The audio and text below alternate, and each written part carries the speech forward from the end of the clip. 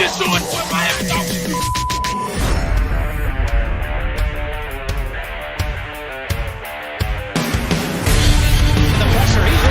Loses the football. Touchdown.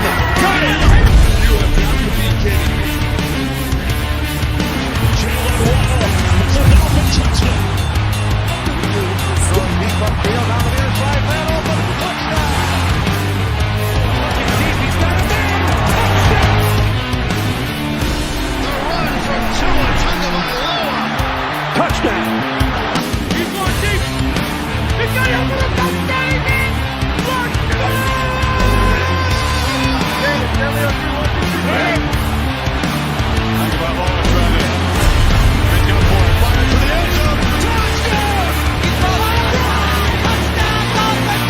Beautiful day to be a Dolphin fan. Let's go!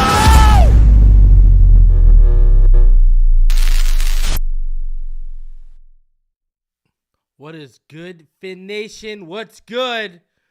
Do it with me. Ready? Victory Monday, baby. Let's go. How is everyone feeling today? I hope your Monday, you had a little pep in your step. I hope your OJ was a little extra sweet. Man, if you drink coffee, I hope that cream, sugar, or blackness of it gave you the kick you needed, because it's a beautiful day to be alive, man. Let's go. I don't know how people are walking around with a permanent smile on their face. You know, the birds were chirping a little louder this morning and a little less annoying.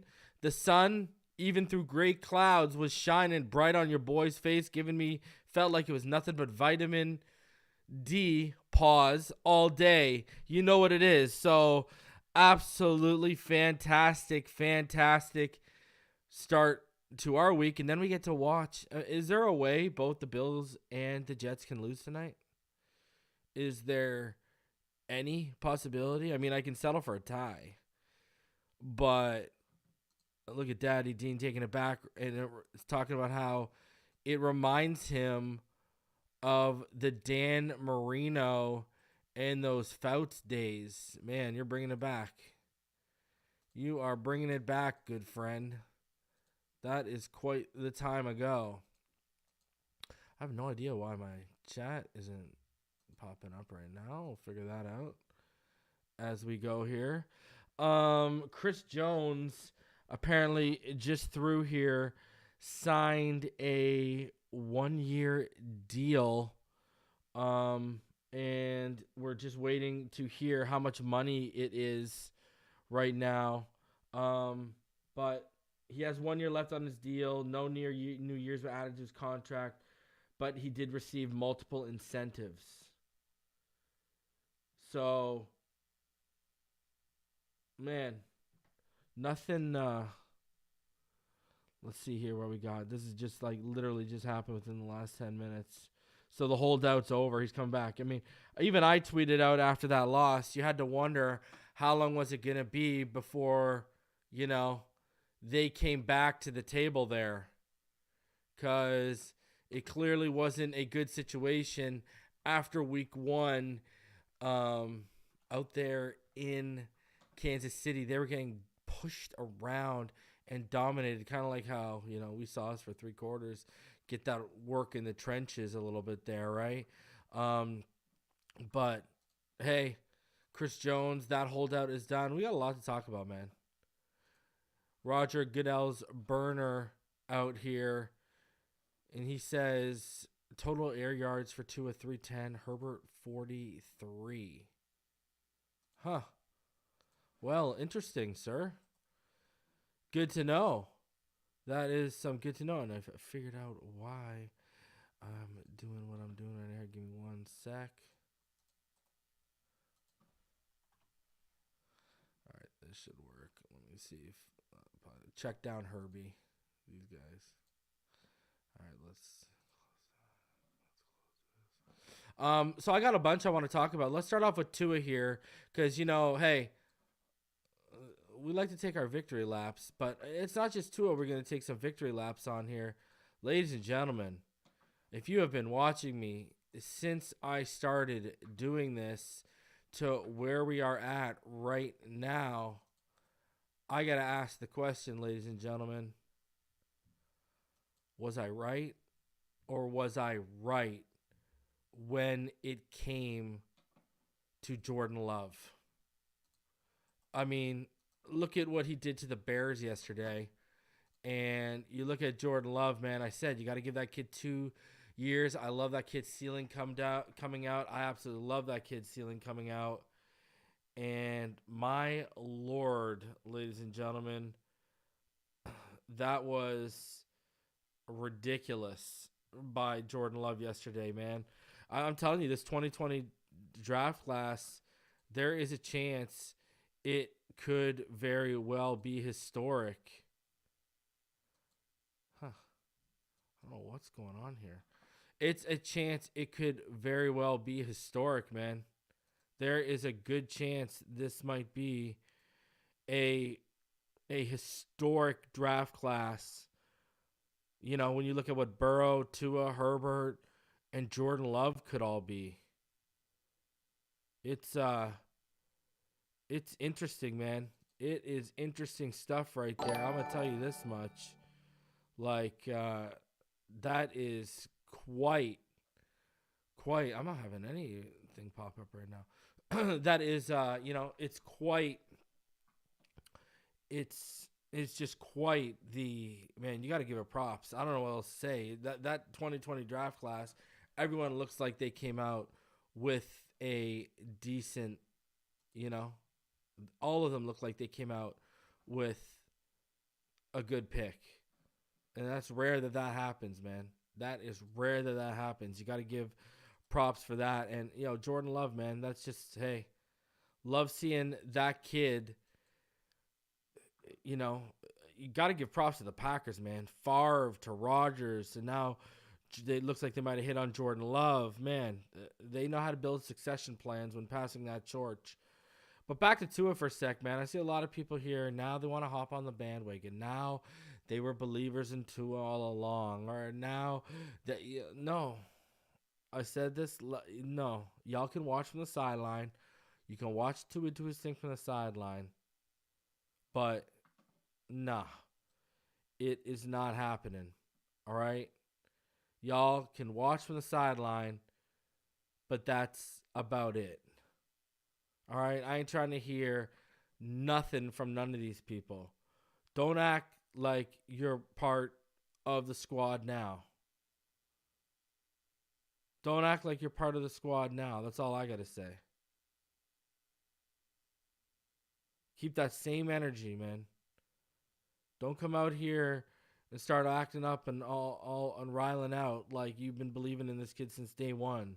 No. You can watch the ride. You can watch us enjoy the ride. But don't act like you had this kid's back. I'm watching this in real time regularly, and it's sad, man. Like, give me a break. Y'all think we don't remember what the deal is? How many of y'all doubted and hated and dragged this kid through the mud? I've been here since day one. I joined this community October 2019. Whether you want to go back on my Twitter, whether you want to go back on YouTube. I've been holding this down and pushing this train since day one I came in. Because YouTube was the first community I stepped into, then Twitter. Since day one, I've been pushing this to a train, man. And I kept telling all y'all, I always got to go back to the film, man. All these people who are misinforming y'all because they don't know how to watch film and they were just spinning their narratives and had those agendas. When you had real people like me, Martin, Ballgame, breaking down the film, telling y'all what we saw, telling y'all what those flashes mean, etc., etc. And again, look at this kid, 466 yards, the third most on opening day in the Super Bowl era. Only Dan Marino and Tom Brady had more yards on an opening day game than Tua Tagovailoa put up yesterday.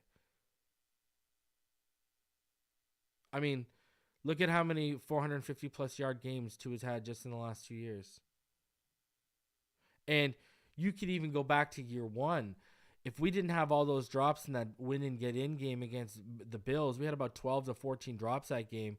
if you do the math on the yardage that was left on the field with those drops, Tua would have been well over 500 yards in year one in that game alone. So this isn't like it just started when Tyreek was here. It's just now we got guys that can catch the football and actually turn them into yards. That's the difference from where we were in 2020 to where we are in 2023. D Wolverine says, I think it's really been you and Big O rooting for him. Brother, do the research. Big O didn't want him in the draft. Listen, let's call a spade a spade. Go back and do the research. He was on the radio then. I'm sure you can go back and find the episodes. Big O roots for Tua now 110% and has for, the past couple of years. But coming out of that draft, Big O did not want Tua Tagovailoa. That is a fact. I was the one who wanted, me and EM Dolphin fan in October 2019 were the only ones on YouTube pushing Tua Tagovailoa to the Dolphins from a creator side. Dudley wasn't pushing him.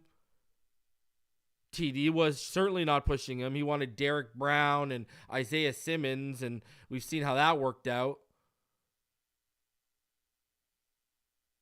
Right? He didn't even want Herbert. So I don't even know why people like that even talk about Herbert when they didn't even want him or mention him during the draft process. Big O didn't want Tua because Big O was afraid of his injuries. Like, let's be real here. Let's actually call this what this is, man. Me and EM Dolphin fan were pushing that narrative. Ball Game was the first one to hop on and tell everyone, yo, I done watched the film during COVID. Reason and EM are right. Because even he originally didn't want Tua. Well, he wanted more of a defensive player, right? He wanted a defensive player. The only offensive player he wanted before Tua was Andrew Thomas. And Andrew Thomas has worked out. But I remember. Right? Come on. I remember it all. Listen, I can even go down to, look at how early I was calling out Brian Flores when it wasn't hip to do. And because of what I was hearing behind the scenes, and I dropped all that info behind the scenes about what was going on between Tua and Flores. People tried to paint me as like, he's lying, he's creating a rift, and I ended up being 110% right. Buddy, I've supported this kid through thick and thin. That's why Nick Hicks last year tweeted out that no one has supported what him and Tua have been doing for longer and from the beginning, like this guy right here literally tagged me in the tweet. No one's been holding down Tua longer than me, man. No one. Now, there could be Bama fans that were watching Bama, but I don't come from a Bama standpoint. I come from a film, and I came from a draft standpoint and what he could be for our franchise. And I present to you what he is for our franchise right now. He's the best thing that's ever happened to that quarterback room since Dan Marino. It's not even fucking close. And pardon my language because I know some of you got to edit it out for kids to watch, but I'm vibing right now, and Tua is him.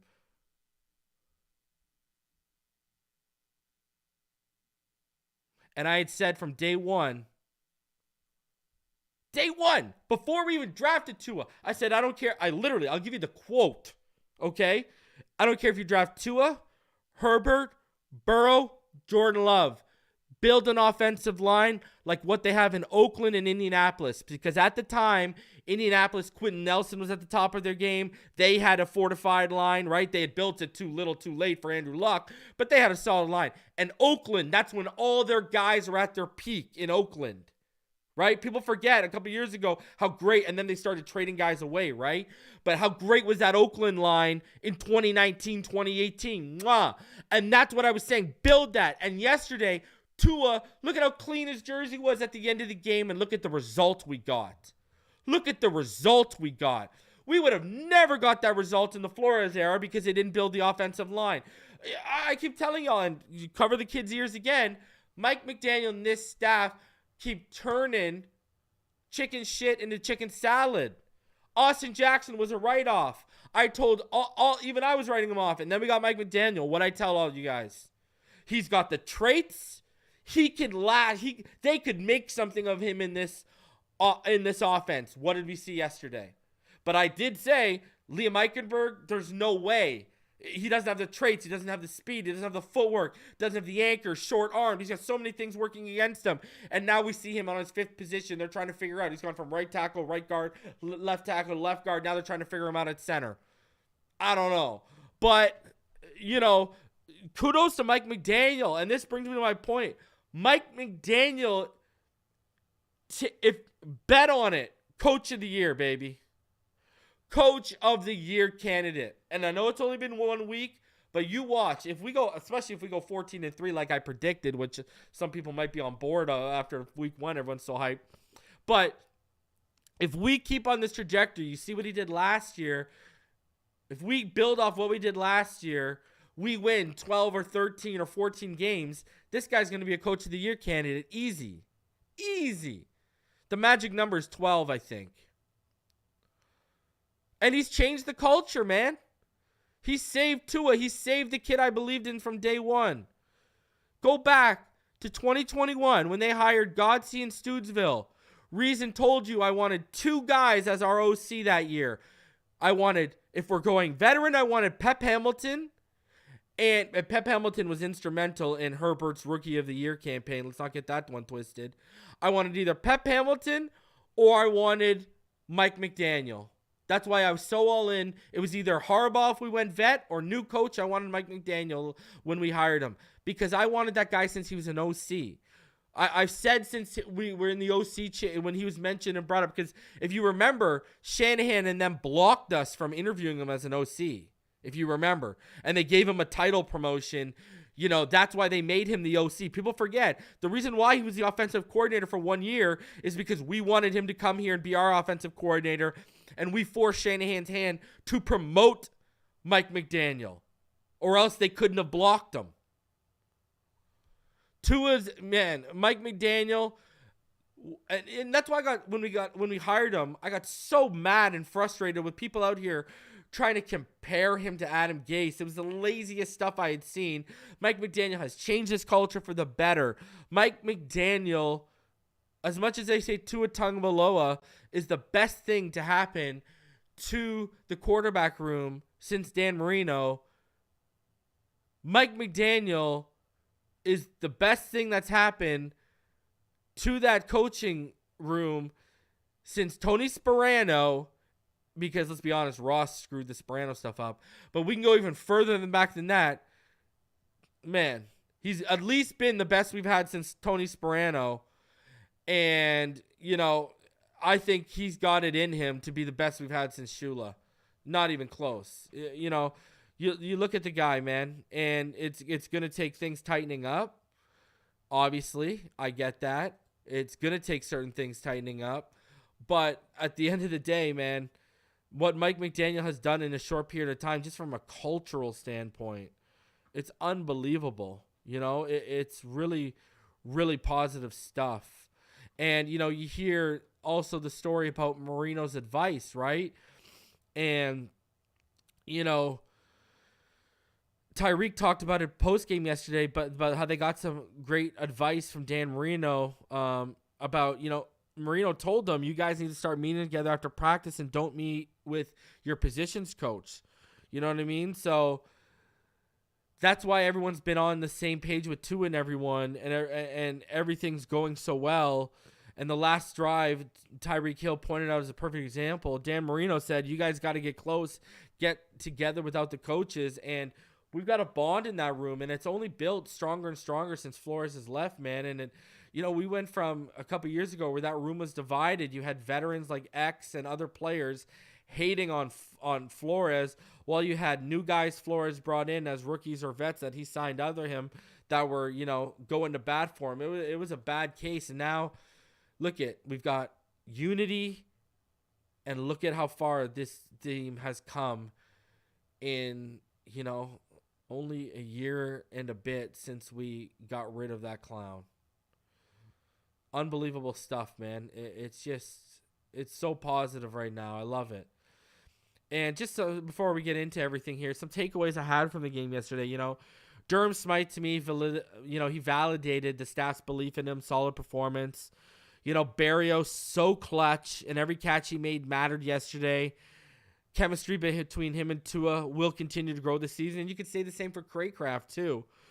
I think that offensive line needs to be applauded. Without Teron Armstead, they still held down the trenches and were impressive. I mean, they made Bosa and Khalil Mack non-factors. Austin Jackson has a future in this offense. Eichenberg does not unless he blossoms at center. I see the vision with Izakama that this staff has in place. I'm intrigued. I'm salivating. It's very much a Debo role. But, man, it's going to be awesome. It's clear that you got to get a running back you can trust. This is why we were in on JT. This is why we made calls about Josh Jacobs, Saquon Barkley, et cetera, why we were originally flirting with Dalvin Cook until JT became available. Then we went full steam into JT. It was so obvious. Listen, I get it. Tua was feeling it. But on 3rd and 2, come on. 3rd and short situations where you clearly, if you got a guy you trust you're going to run the ball with, it was obvious they didn't want to. And the audacity of Connor Williams. Buddy, you want to hold out for OTAs for a new contract. You've performed the way you have through preseason, and you've continued that poor performance snapping the football into week 1. Buddy, the fact you're asking for more money is laughable and mind-boggling when you got the guy to your right, Robert Hunt, who's put his head down and worked hard every year, got better every year, and he's arguably Chris Greer's best draft pick on the offensive line. I don't know what to say. That guy earns an extension before you do. Get right with yourself there, Connor. Fangio, a couple things you got to say about Fangio. One, he warned us he would blitz when he wanted to, not because he had to. And, he lived up to that because, he had them comfortable thinking they were going to shred us underneath on that final drive, and then he just dialed it up. And so maybe we see an adjustment heading into the next game, some more blitz packages mixed in, but it took him a while to adjust. And was that the purpose, that he knew this was going to be a shootout and he was going to pick and choose his time to blitz? He told us he would blitz when he wanted to, not because he had to. Lived up to that. Also, you got to give Fangio the credit. He warned us on the hype in the preseason about David Long. And David Long and our linebackers were not good yesterday. So much so our safeties were cleaning up that second level consistently. You had Javon Holland with over 10 tackles and 4 combined tackles and 4 tackle assists. So 14 tackles. Deshaun Elliott had like 12 or 13.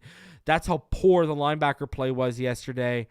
You had to have the third level guys basically cleaning up and scraping up the second level. Not pretty at all. And Fangio kind of warned us, right? He kind of warned us. And I got to speaking of 14 tackles, Javon Holland's going to be an all-pro under Fangio. Look at that man all over the field. Unbelievable. Brandon Jones, speaking of, you got stiff competition when you come back and you're ready to go into Deshaun Elliott for those snaps. Now, Mike McDaniel, he's going to be a coach of the year candidate in 2023. I truly believe that. And, there's a ton to clean up, especially defensively. But, gentlemen, ladies, let's be real here, okay? Let's keep it a buck. That was a very impressive, and that was a very hard-fought victory by your Miami Dolphins yesterday that they deserve a ton of credit for. Hey, the defense showed up when they showed up, and our offense kept it in it. Let's be honest. Where were we again? Let's go back 2 or 3 years ago. Our offense wouldn't have been able to keep up with a Chargers team like that. We'd have been It would have been the opposite way around. Our defense shutting that Chargers offense down and hoping our offense can keep up and score 13, 14, 20 points. Whew. We've come a far way. We have come a far way. 7 different lead changes. Man, crazy. Crazy. It should have been prime time. I don't care what no one says to me. All right? I don't care what no one says. So let's get into the snap counts for week 1. This is what you are dealing with. Durham Smythe saw 100% of the 67 snaps as did Kendall Lamb, Austin Jackson, Robert Hunt, and Connor Williams and Tua. Isaiah Wynn saw 99%. I mean, Eichenberg only came in because there was an equipment issue from what I understood and what I even said yesterday had predicted. Raheem Mostert saw 73% of the running back snaps. Tyreek Hill, Jalen Waddle, and Barrios, 66, 64, and 52%. Alec Ingold was out there for 45% of the time. River Craycraft saw 40% of the snaps. He saw 27 total snaps out of the 67. Salvin Ahmed saw 19. Eric Izakama saw 19. Tyler Croft saw 2. And Eichenberg saw 1 when you look at the offense. So, I mean, hey, Izakama, I mean, you can take away, that's the highest snap count we've seen from him yet. Mostert clearly dominating that backfield. Isaiah Wynn would have had 100% of the snaps if it wasn't for the equipment issue. And it's interesting to see how they were, Barrios was eating into some snaps yesterday, man. They believe in that guy. 35 snaps out of the 67 and 44-43, It's a much different spread than when, Gesicki and all these other guys were around. So very interesting stuff when you get into the offensive snap count. Now defensively, Javon Holland, Deshaun Elliott saw 100% of the snaps. Jerome Baker also saw 100% of the snaps. And what you're going to see down here, look at David Long, ladies and gentlemen. 81 total snaps. He only saw 17 of them. You can make the argument that David Long was benched yesterday. You can legitimately make the argument that he's benched. Unless he pops up in the injury report and we haven't heard anything, it looks like he was benched. Because, I mean, when you look at interior guys, Van Ginkel ended up seeing 63% of those snaps. He's got 51 snaps, and we saw how much he was on the interior. Duke Riley had 1. But look at that, shows you how much they were using him on the interior.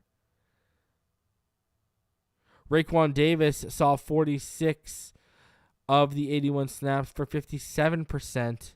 Kader Kuhu got 98% of the snaps along with Xavier Howard. Clear CB1, clear CB2, but Eli Apple, clear CB3, 74%. Cam Smith only had special team snaps yesterday, as you can see, as did newly acquired Calvin Joseph in the Noah Benogany trade. Both 24 and 23 special team snaps, respectively. Even Chris Brooks only had special team snaps, 9. Brandon Pilley, only 9 snaps in his debut. Not very much to write home about. But look at that. Wilkins out there for 68 of the 81 snaps, and other than a handful of plays, pretty much washed out. Bradley Chubb, is the conversation ready to be had that maybe Raekwon Smith was the better move to make? I don't know, but when you look at the fact that David Long Jr. may have been benched in week 1, people who say that they would have preferred Roquan Smith over Bradley Chubb, and I'm in neither camp, I'm just saying, they have an argument because we could use a Roquan Smith right now, that's for sure. So that's your snap count, and those are the takeaways from the snap count from week 1, So let's get into the PFF grades now for all of you guys, because I know it's something everyone likes to have a look at. So let's get in to the PFF grades. Let's go to the offensive side. And this is what it looks like. Your 2 highest graded Dolphins yesterday were Tua Tagovailoa and Tyreek Hill. Tyreek had a 93 overall grade. Tua Tagovailoa, he had a 92.1 overall grade. Jalen Waddle came in at number 3 at a 75.8.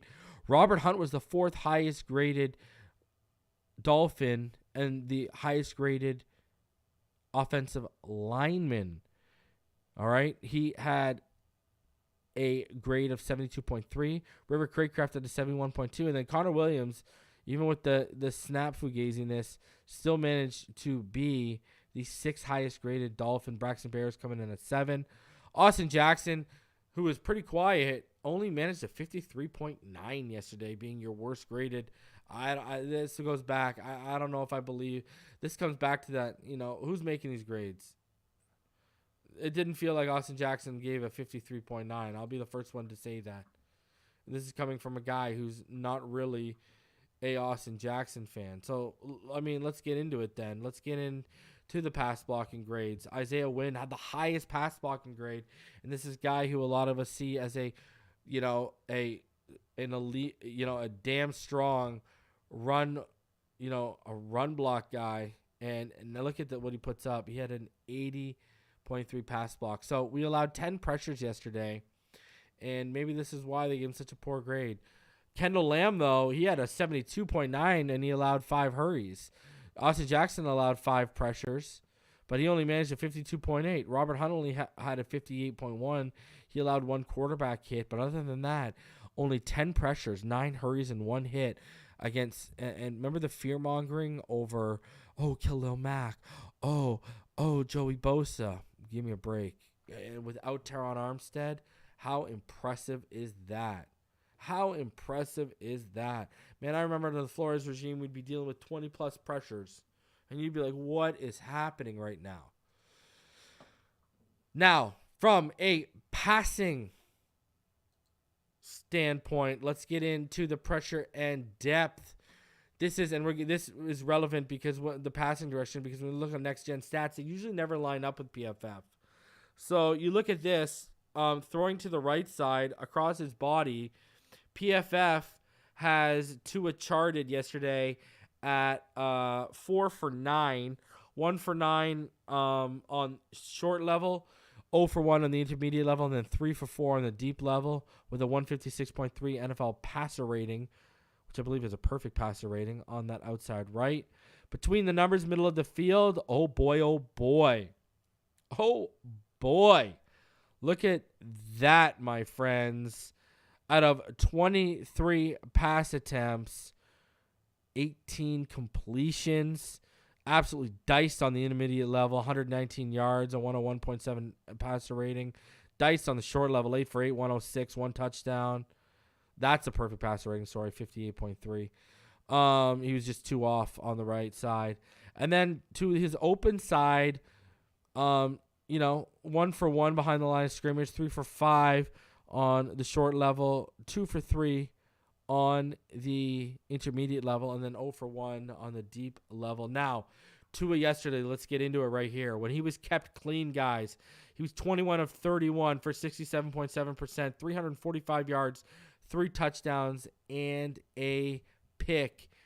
When he was kept clean, his average time to throw was 2.44 seconds. He averaged 2.5 seconds overall in the game, according to PFF. Under pressure, though, he was 7 of 14. No touchdowns, no interceptions. Now, you look at the yards per attempt when he's kept clean, 11.1 yards. Even under pressure, though, still 8.6. Good stuff, man. Now, off play action, he was 8 for 12 with a touchdown and 136 yards on non-play actions, traditional dropbacks. 20 of 33 for 60.6 yards, 330 yards, 60.6 completion percentage, 330 yards, and 10 yards per attempt, 2 touchdowns, and 1 pick. Gotta love it, man. And he averaged about 2.32 seconds on no play action, but on play action, look at that. Time to throw is about 2.95. So, Tua, hey, averaging 10.4 yards per attempt yesterday. His adjusted depth of target was 12.4. And look at that. If you add in the drops, right, because he accounted for 2 drops, his adjusted completion percentage yesterday was actually 71.4%.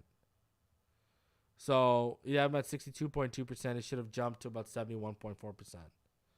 See, this is the stuff I like about PFF, not really the grades. This is the stuff I enjoy looking at. And then let's get into defense. Hey, your top graded defensive player, but he only had 9 snaps was Justin Bethel with 90.2. But when we get into the real snaps, Javon Holland on 80 snaps and 86.4. That's a real highest graded right there. Kader Kohu came in at number 2 with 72.6. Jalen Phillips, number 3, at 66.8. And guys, interesting thing here, they had Jalen Phillips with 7 pressures yesterday. So, yeah, we didn't come on yesterday, and he finished with 1 sack, a hit, and 5 hurries. They had Seiler with 3 pressures, Wilkins with 3 pressures, Raekwon with 2 pressures, and that's really it on the front. But interesting there, I wanted to show you, Jalen Phillips came away with 7 pressures yesterday. So, and that's why he has this grade of 66.8. Zach Seiler, 65. Andrew Van Ginkel, at number 6 with a 62.3. And then all the way at the bottom, Emmanuel Ogbah at a 29.5. Jerome Baker at a 38.9. And David Long at a 39.7. And Xavier Howard with a 48.3. Ouch. I'll agree with the. See, here's where I saw me disagree with the Austin Jackson grade. I'll agree with those grades. Sign me up. Now, when you look at coverage matchups yesterday, Kader Kohu targeted 7 times, allowed 7 receptions for 37 yards and 2 first downs. Xavier Howard targeted 7 times, allowed 5 receptions, a first down, had a pass breakup, but remember, he also took those penalties, right? Allowed 24 yards after the catch. Jerome Baker targeted 6 times, allowed 5 receptions for 69 yards. 13.8 yards per reception. He allowed 3 first downs. Just diced in coverage. He had that one lair throw I remember Herbert made over him where he was playing too shallow. He didn't drop. He didn't, buck drop enough. And it was right over him. And if he would have dropped a little deeper into his zone, he would have made the pick. Eli Apple, he was targeted 4 times, allowed 2 receptions for 21 yards and 2 first downs. Deshaun Elliott was targeted 3 times, allowed 1 reception for 1 yard and a touchdown. Javon Holland, he was targeted 3 times, allowed 2 receptions for 25 yards. No first downs, though. David Long, he was targeted once, and he allowed 36 yards on that one target. So, not that great. When you look at the coverage matchups, the coverage grades, not very good. Keenan Allen was having his way with some of these guys, right? Like, unbelievable. Eckler was the one that they just couldn't handle. So, yeah, that's what it is when you look at the coverage matchups. And I want to ask you guys, because I know there's a conversation that's at least being had privately. Is Xavier Howard washed? Is his time done? Has his time passed? Is it over for X? I want to know what y'all think about that. I think this is a legitimate conversation that we need to have right now. I really do. And, I think, listen, it's one game. I'm not going to overreact. I'm not going to say X is washed. But maybe, is X better suited for Ramsey to be back? Is he better suited at this stage of his career to be the number 2? You got to ask yourself that, man.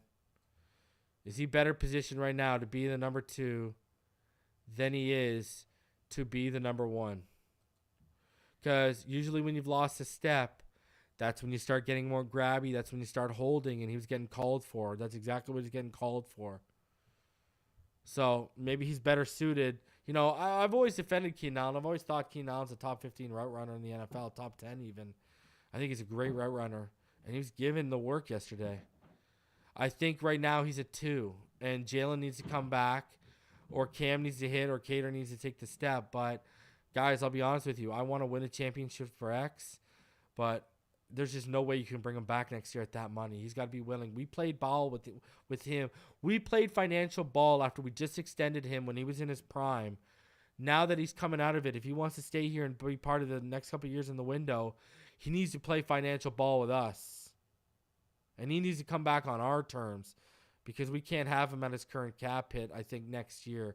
I think this is, the signs might be there that he's ready to walk into and be a great number 2 because he's no longer a great number 1. I hope I'm wrong, and I hope he proves me wrong because it's only 1 week. But X looks slow, and we'll see how it all works next week. But, it is what it is. X looks slow. It's a conversation that needs to be had because it's a conversation that's going to be had internally when they look at the balance sheets and cut and making some cap space next offseason. Trust me. So get out ahead of it. We can have it right now. Let's get into the next gen stats. Let's get into the passing charts. And oh my, are you ready to be impressed? Are you ready to be impressed? Justin Herbert. I mean, everything was kept. How many completions are we talking about beyond 20? 2 completions beyond 20? Right? Like, let's go. 23 of 33, 228 yards and a touchdown. I mean, is this not a check down merchant or what? Can we say check down Charlie? Are we ready to go check down Charlie? They were supposed to say that this new offense Kellen Moore brought in was supposed to make him more explosive. Buddy, you got that big cannon, and they're not even utilizing it in L.A. I said it since he got drafted. They're turning this guy into Phillip Rivers 2.0 just with a bigger arm. And we all warned all y'all about Fangio's defense, right? They take away the big explosive plays, but they give y'all the underneath. And this is Justin Herbert's passing chart is the exact. That is literally the idea of the scheme against the pass in a nutshell.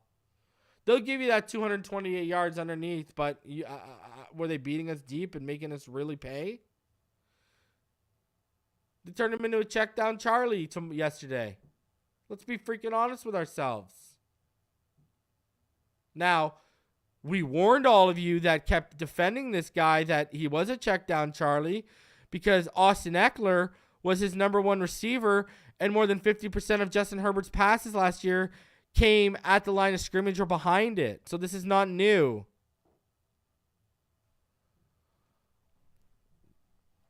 Just saying. Tua would have done this. Y'all would be, pitchforks would be out and torches, especially if we lost. Now, let's look at the passing chart of the guy who has the weaker arm. Miss me with that because that throw maneuvering up into the pocket off platform to Tyreek Hill when Tyreek lost his helmet, that is a Mahomes-esque throw. I just want to get that out of the way first. But now the guy with the weaker arm, look at the pushing. Look at the pushing of the football.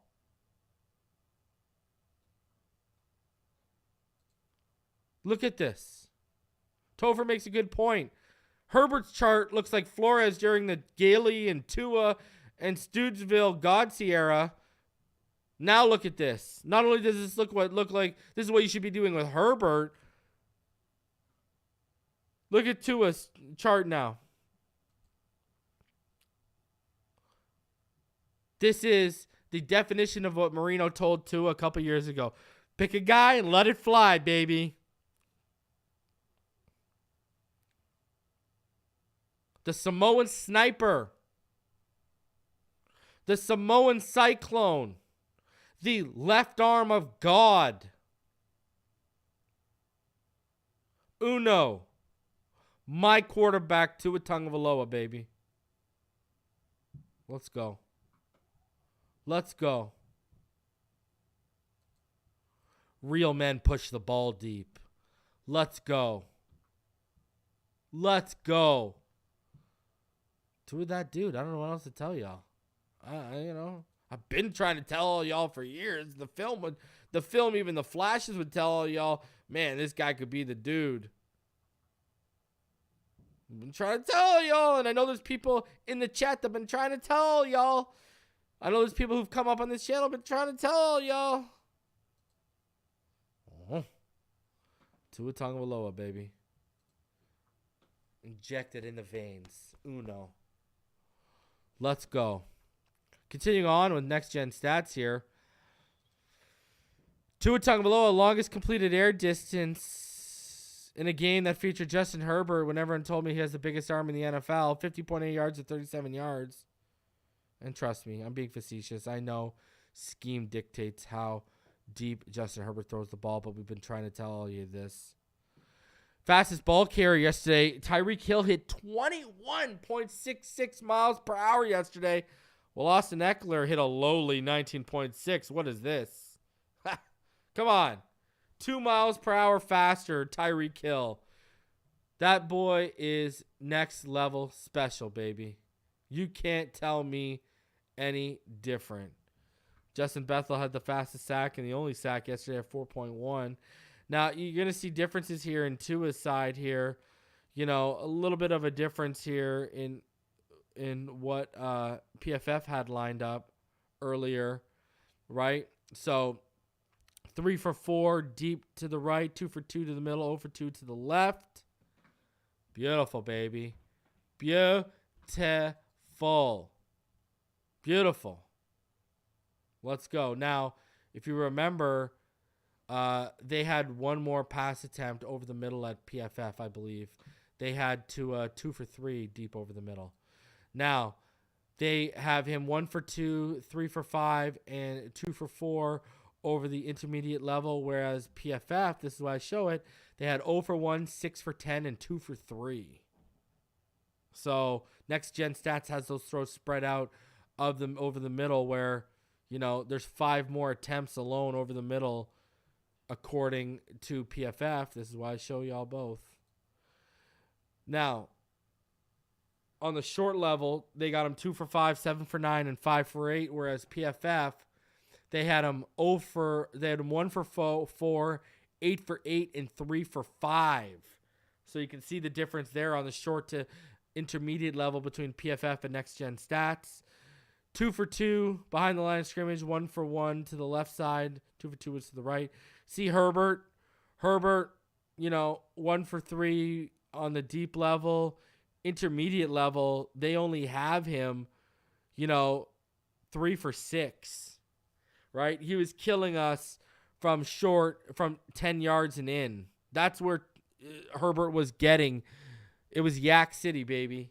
That's where he was getting his yards, right? I mean, do the math here. Let's do some quick math, right? You got 27 yards came behind the line of scrimmage, right? And you got 109 came inside 10 yards.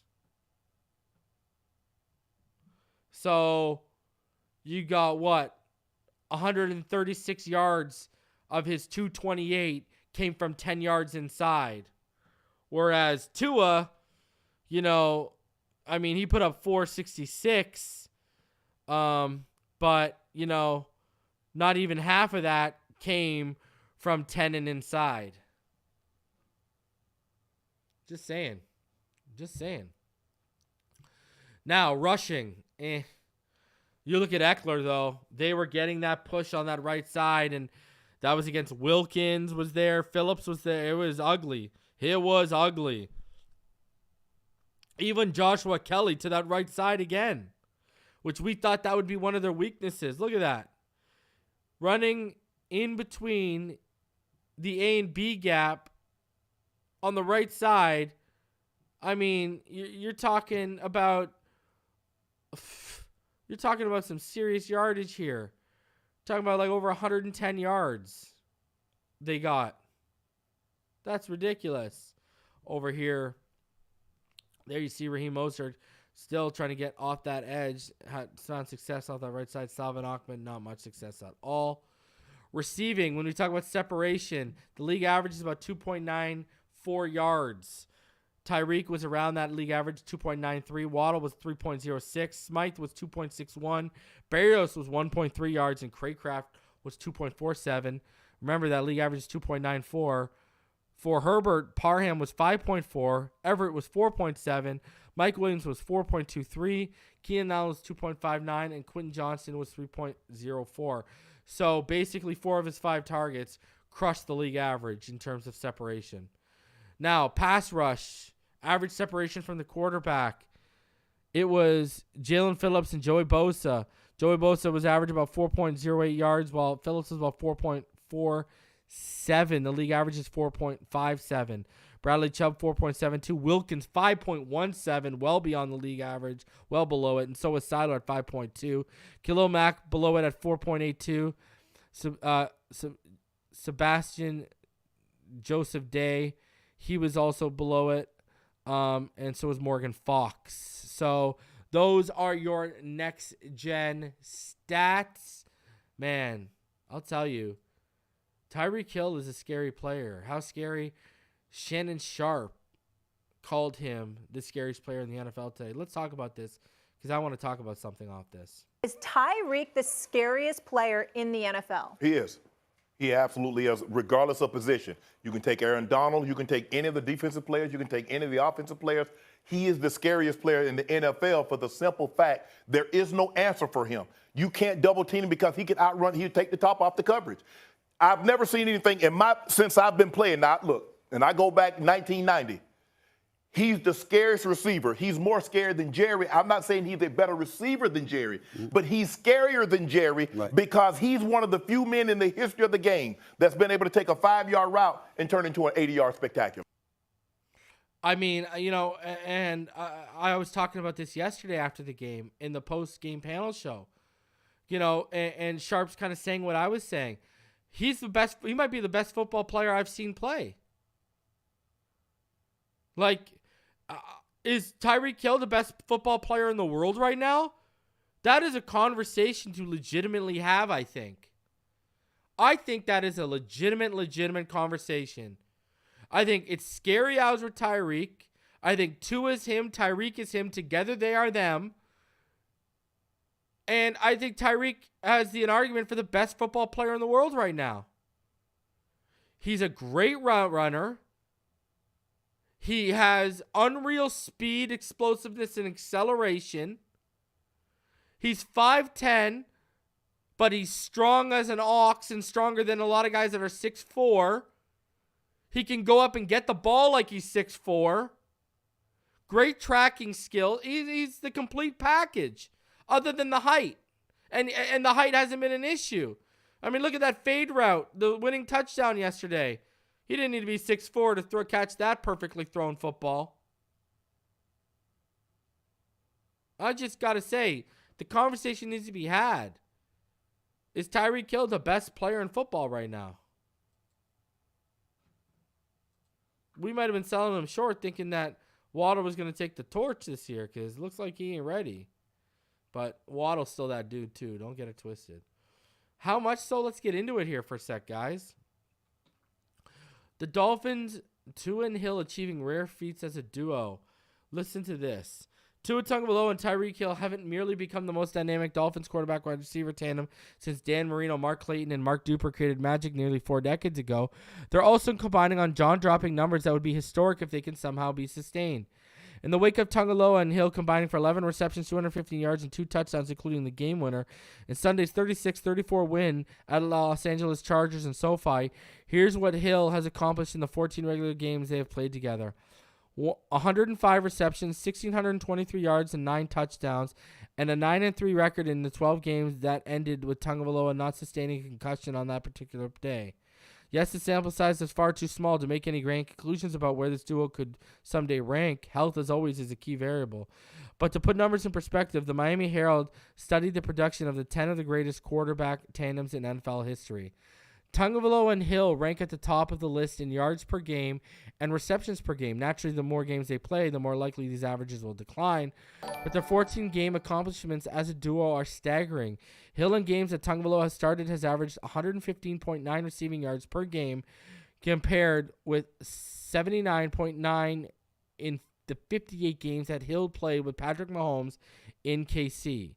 10 of the best quarterback receiver duos in history all average between 62 and 90 yards receiving per game, with Marino and Clayton averaging 62.6 in 138 games, Montana and Rice 87.1, Peyton Manning and Marvin Harrison, who combined for the most receptions and touchdowns in NFL history, averaged 81.5 passing yards per game as well. Manning and Reggie Wayne averaged 68.4 in 157 games. Steve Young and Rice averaged 83.7 in 137 games. Aaron Rodgers and Devontae Adams 70.2 in 108 games. Ben Roethlisberger and Antonio Brown have come the closest to what Tagovailoa and Hill are doing 89.7 yards per game, and 6.7 receptions per game in 120 games, compared with 115 and 7.5 for the Dolphins combo. As noted, the Tua Tagovailoa and Hill average yards per game are likely to fall over time because this output sustained over years would be unfathomable. But also keep this in mind. Even if Hill had exactly half the yardage in the next 14 games with Tagovailoa as they did in their first 14 together, those would still be averaging more passing and receiving yards per game than Mahomes and Hill, Young and Rice, Manning and Harrison, and others. Tua is a baller, Hill said Sunday evening. I've been saying this since last year. I've been an advocate for him, and he definitely showed it today. And Hill, I just feel like nobody can guard me, he said. When compared with 10 of the NFL's best quarterback receiver duos in history, the average yards per reception for Hill in games with Tagovailoa ranks 4th at 15.4 behind Montana and Rice at 17.4, Marino and Clayton at 15.7, and Aikman and Irvin at 15.5. There's not a quarterback that sees it faster than Tua, Dan Orlovsky said Monday. The way he sees the field and how quickly it happens for him is special. Each has a unique superpower, Tagovailoa's accuracy and Hill's speed. Hill produced the 2 fastest speeds in the NFL in Week 1, 21.66 miles per hour on his 47-yard catch, 21.52 miles per hour on his 35-yard touchdown. But the sublime production goes beyond speed. Last year, I was just banking on my speed and banking on me outrunning guys. But this year, I was in my bag a little more on my release moves and routes at the top. Shout out to Nick Hicks because they've been working together. Hill said his first reception on Sunday was reflective of his diligence in polishing routes over the summer. Last year, we ran the same exact route and I wasn't open. But this year, it's a whole lot different because I know how to run it and I know exactly how many steps I need to be at. I'm not just counting on my speed. Obviously, after the catch, I am. Hill said the Dolphins have benefited from accepting team executive Dan Marino's suggestion that Tagovailoa and the receivers meet after practice and watch film, something Marino did with his receivers. Marino offered that advice to Hill when the two men were at a hotel bar during the preseason last month. It's about understanding coverages together, being in the right spot for Tua, Hill said regarding those post-practice film sessions. Hey, I'm going to take this many steps. If he does this, I'm going inside. If he does this, I'm going to keep going over the top. This offense is about timing. If it's not on time, it's a sack or much worse. And we don't want that. We want to be in the right spot for the quarterback. Hill's first season in Miami produced career-high marks in receptions at 119 and yards at 1,710. Now he wants to become the first receiver with 2,000 receiving yards in a season, and at his current pace, and unsustainable as it might seem, is 3,655 yards and 187 catches. While Tagovailoa's 466 passing yards on Sunday were the fourth most in NFL history in Week 1 behind Norm Van Brocklin, Brady, and Marino, but it's the third most in the Super Bowl era because Van Brocklin was in like 1951. Hill's 215 receiving yards were the third most in Week 1 behind Frank Clark, 241, and Anquan Bolden in 217 with 217. Understanding how to beat coverage is not something that we needed to teach Hill, but understanding when to separate and how to get the ball, that's what he really majored in this year, Coach McDaniel said after the win. And Tagovailoa, that's kind of what I expected to happen with the work that he's done, McDaniel said. He's as coachable as any player I've been around in my life. Gotta love it, baby. It's a beautiful thing. It's a beautiful thing what that duo is producing. And, they're going down, and let's keep it going, man. I want to see these guys play together for years. I want Tyreek's prime to extend here. Let's keep it going, baby. Oh, man. I don't think they're going to get 150 games together, but still. They are, when it's said and done, they're going to be up there as one of the best tandems, it looks like, that have balled together. And, guys, we love this. The Week 1 quarterback PFF offensive grades and efficiency. So EPA per play and PFF offensive grade weighed out. Look at that. When you go by EPA, who are the two highest? Tua Tagovailoa and Jordan Love. Two of the biggest names I was advocating for in that 2020 draft because I knew we couldn't get Burrow, and I wasn't on Herbert from the film that I saw at Oregon as much as people were. And hey, I saw flashes, and I said when his mechanics are on point, I saw breathtaking throws from him. I even said that in my evaluation of Herbert at the time, but just didn't like what I saw. But Love, I saw the great potential on film, and love to see that, man. Now, hopefully he can sustain it longer than just beating up on the Bears. But you look at offensive grade, look at that. Look at Lawrence has one of the highest grades. Remember, Tua Tagovailoa was the highest graded quarterback on the weekend. But Trevor Lawrence has that high grade, but a low EPA, right? Not great stuff. You see Herbert right there from when we played him, right in the middle there a little bit on both sides. Garoppolo had a day yesterday. Purdy had a good day yesterday. Stafford, he had a good day for the Rams. So, but Tua Tagovailoa, highest EPA, highest offensive grade. And that's why he's in the MVP conversation right now.